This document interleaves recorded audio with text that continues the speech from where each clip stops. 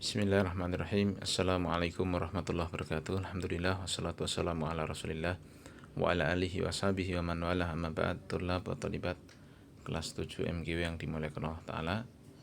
Alhamdulillah kita bisa menyambung pelajaran kita sampai kita di pelajaran ke-12 dengan judul pembahasan bab termasuk syirik bernazar untuk selain Allah. Tujuan dari pembelajaran kita yang pertama, murid berdalil bahwa nazar termasuk ibadah. Nah, kalau itu ibadah, maka harus diberikan hanya kepada Allah. Yang kedua, murid dapat membedakan antara nazar ketaatan dan nazar maksiat. Lalu yang ketiga, murid dapat menyimpulkan keutamaan memenuhi nazar. Ya, kalau sudah terlanjur diucapkan, maka nazar itu harus dipenuhi. Ya, kita baca. Nazar adalah satu ibadah yang harus dipenuhi dan ditujukan hanya kepada Allah semata. Maka siapa yang memberikan nazar untuk selain Allah, maka sungguh dia telah berbuat kesyirikan. Allah mengatakan yufuna bin nadri wa yakhafuna yawman kana syarruhu mustatira.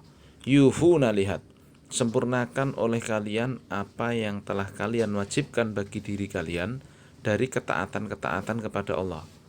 Ya, mereka menunaikan nazarnya dan mereka takut kepada hari yang azabnya merata di mana-mana.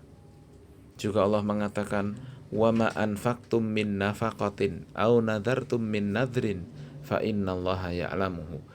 Apa saja yang kalian infakkan dan apa saja yang kalian nazarkan dari nazar, maka sesungguhnya Allah mengetahuinya. Dan dalam sahih, ya, An Aisyah radhiyallahu anha, Sahih Bukhari maksudnya, ya, dari istri Nabi Aisyah, anna Rasulullah sallallahu alaihi wasallam qala, bahwa Rasul sallallahu alaihi wasallam bersabda, kurung buka, man nadhara an yuti Allah fal yuti'hu wa man nadhara an ya'si Allah fala ya'sihi, kurung tutup. Siapa yang bernazar untuk menaati Allah, maka hendaknya dia menaatinya, dia laksanakan nazarnya itu. Wa man nadzara an ya'siyallah fala ya'sihi. Kalau siapa yang bernazar, ya, dan barang siapa yang bernazar untuk bermaksiat pada Allah, maka jangan ia lakukan. Ya, kita bahas nazar itu apa sih, kan begitu. Ya, kita perlu tahu dulu. Jadi untuk memudahkan, ya, nazar itu adalah sebuah perkara, ya, seperti janji begitu. Janji yang muncul dari seorang, yang diucapkan oleh seorang, ya, yang mana dia itu mewajibkan kepada dirinya sendiri untuk melakukan suatu perbuatan tertentu begitu. Wah, sulit, ya, sulit apa enggak ini dipahami? Mungkin saya kasih contoh, ya, saya kasih contoh. Ada seorang, ya, santri atau anak, misalkan dia itu mau ujian nasional begitu. Lalu dia bernazar, ya, dia semacam berjanji kepada Allah dan dirinya sendiri. Kalau aku lulus ujian nasional ini, maka aku akan puasa 3 hari berturut-turut. Paham? Nah, bisa dipahami, ya. Jadi seperti itulah yang dikatakan nazar. Dia mewajibkan kepada dirinya sendiri perkara yang sesungguhnya tidak merupakan kewajibannya. Puasa itu kan wajib kapan? Ketika bulan Ramadan, ya enggak? Lainnya kan sunnah. Tetapi tadi karena dia sudah berjanji kalau lulus ujian, berjanji pada Allah, ya, kalau dia lulus ujian dia mau puasa 3 hari. Nah, ini yang dikatakan dalam ayat ini. Kalau memang sudah bernazar, dipenuhi. Ya, Allah memuji orang yang memenuhi nazarnya. Ya, paham, ya? Nah, ternyata nazar itu dalam hadis ini dibahas oleh Rasul Shallallahu Alaihi Wasallam, ada yang benar, ada yang salah. Nah, kalau tadi misalkan, ya, kalau saya lulus ujian nasional saya akan puasa 3 hari, ini boleh, ya.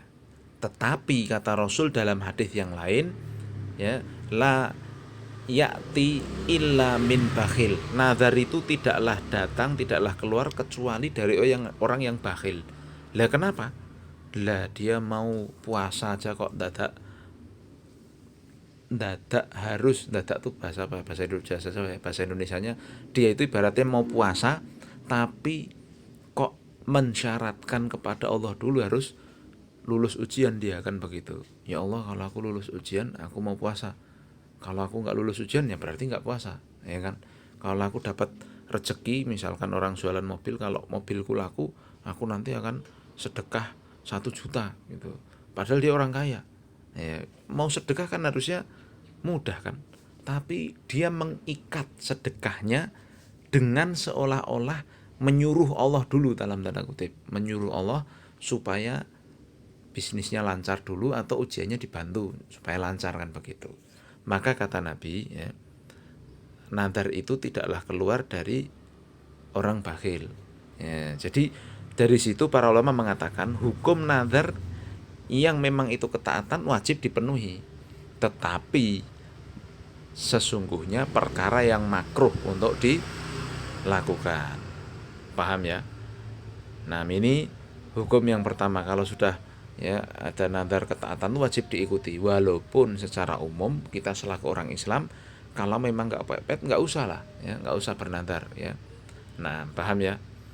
Taib. Nah, yang kedua kata Nabi berdasarkan hadis ini, ternyata ada nadar yang maksiat. Bagaimana itu, saya kasih contoh. Ada orang bernadar, kalau aku lulus ujian nasional aku mau semedi misalkan di gunung ini sampai 3 hari 3 malam misalkan. Atau dia bernadar, kalau aku lulus ujian aku akan nyuri mangganya tetanggaku misalkan. Nah, ini kan maksiat.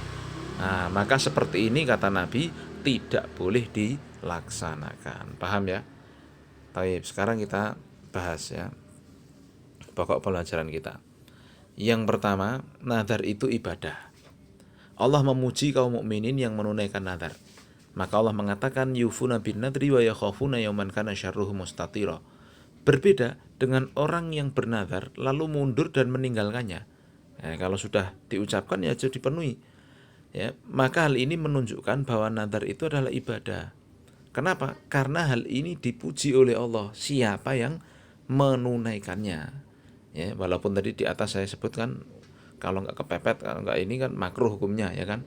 Tapi kalau emang sudah terlanjur dia janji kepada Allah untuk melakukan suatu ibadah, ya dipenuhi. Nah, maka sebagai balasannya Allah puji dia, Allah cintai dia. Nah, kalau Allah memuji satu perbuatan, maka perbuatan itu termasuk ibadah. Paham? Ya, maka hal ini menunjukkan bahwa nadar itu adalah ibadah karena hal itu dipuji Allah. Sehingga siapa yang bernadar untuk selain Allah, maka sungguh dia telah jatuh dalam syirik besar yang menghilangkan tauhid.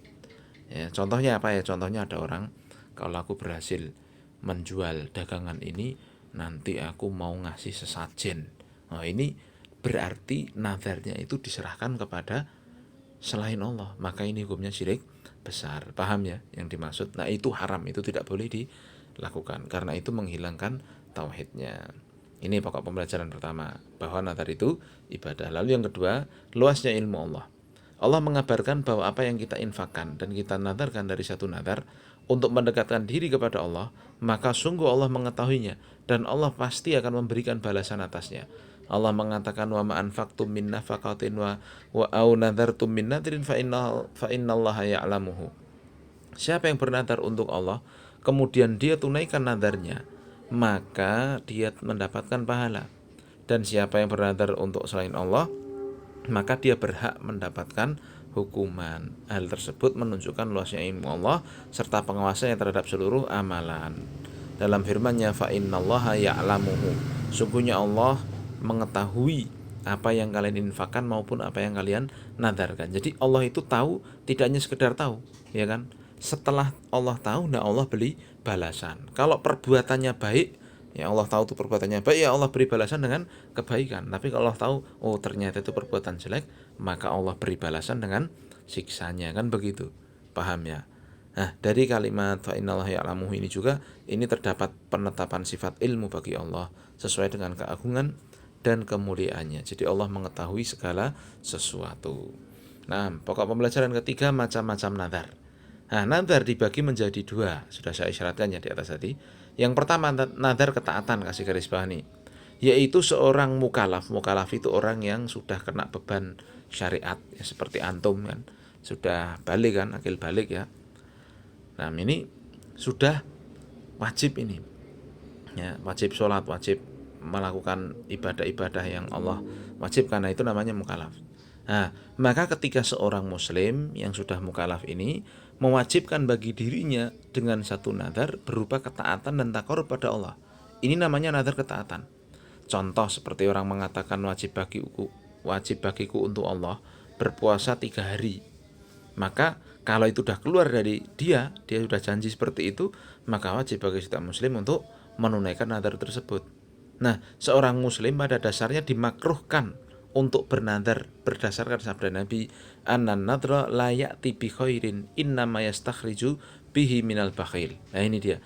Nadar itu tidaklah mendatangkan kebaikan. Dan nadar itu hanyalah keluar dari seorang yang bakhil. Ya maksudnya apa? Seperti yang saya isyaratkan tadi. Mau puasa aja kok tidak mensyaratkan neko-neko bagi Allah, ya kan? Jadi dia itu kayak, ya Allah kalau ini dong, motorku jualin dulu dong, nanti kalau laku aku mau puasa, kan begitu. Jadi seolah-olah dia mau ibadah itu dia ikat dengan kebutuhannya, kan begitu.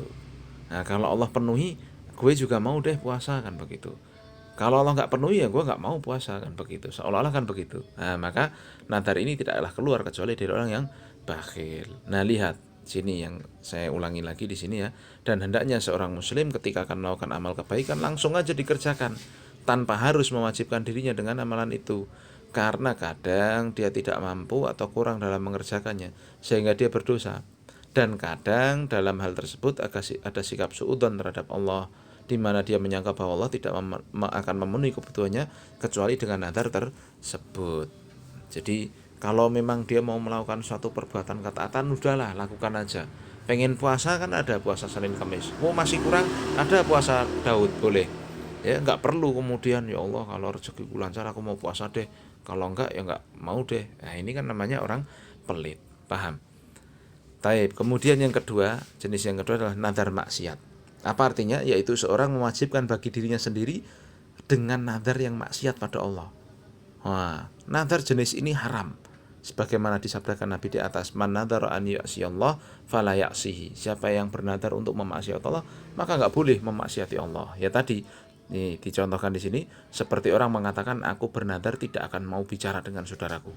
Aku bernadar tidak mau lihat hidungnya lagi, batang hidungnya lagi. Aku tidak mau ketemu dia selamanya. Aku tidak mau memaafkan dia selamanya. Aku," seperti tadi ya yang sudah saya contohkan, "aku mau nyembelih untuk Kiai Fulan kalau aku begini," misalkan ya. Maksudnya itu kirap Kiai Selamat itu loh, di Solo itu kan ada suronan itu. Nah, bernadar untuk itu haram. Ini sangat bahaya sekali ya, karena itu kesyirikan besar, paham ya? Kemudian pembelajaran yang keempat yang terakhir, bernadar untuk selain Allah adalah syirik besar. Nadar adalah ibadah pada Allah. Maka siapa yang memberikan nadar pada selain Allah, sungguh dia telah berbuat kesyirikan. Seperti seorang bernadar untuk nyembelih binatang, kasih garis bawahi ya, atau memberi makanan atau minuman atau minyak atau dupa untuk kuburan nabi atau wali atau yang semisalnya. Itu semua termasuk pendekatan diri pada kuburan. Hal itu termasuk syirik besar yang mengeluarkan pelakunya dari Islam, yang menyebabkan dia kekal di neraka waliyadzubillah. Kenapa? Karena ini lihat, innahu man yusyrik billah, sungguhnya yang syirik pada Allah, faqad harramallahu alaihil jannah, maka sungguh Allah akan mengharamkan baginya surga, wa ma'wahun nar, dan tempat kembalinya adalah neraka, wa malidzalimina min ansar, dan tidak ada bagi orang yang zalim itu seorang penolong pun. Ya, ngeri kan? Kalau orang berbuat syirik diharamkan baginya surga, masya Allah. Ya maka marilah ya kita pahami pelajaran ini. Jadi nadar itu sungguhnya ya tidak perlu, kan begitu. Tapi kalau memang sudah terlanjur dikeluarkan ya diucapkan, nah maka dipenuhi. Lalu nadar itu ada dua ini tadi ya, nadar yang taat dan nadar yang maksiat. Kalau itu dalam ketaatan boleh dipenuhi, kalau dalam maksiat tidak boleh dipenuhi. Selesai pelajaran kita, subhanakallahumma bihamdika, asyhadu an la ilaha illa anta astaghfiruka wa atubu ilaik. Assalamualaikum warahmatullahi wabarakatuh. Tolong dikerjakan ya evaluasinya, lupa.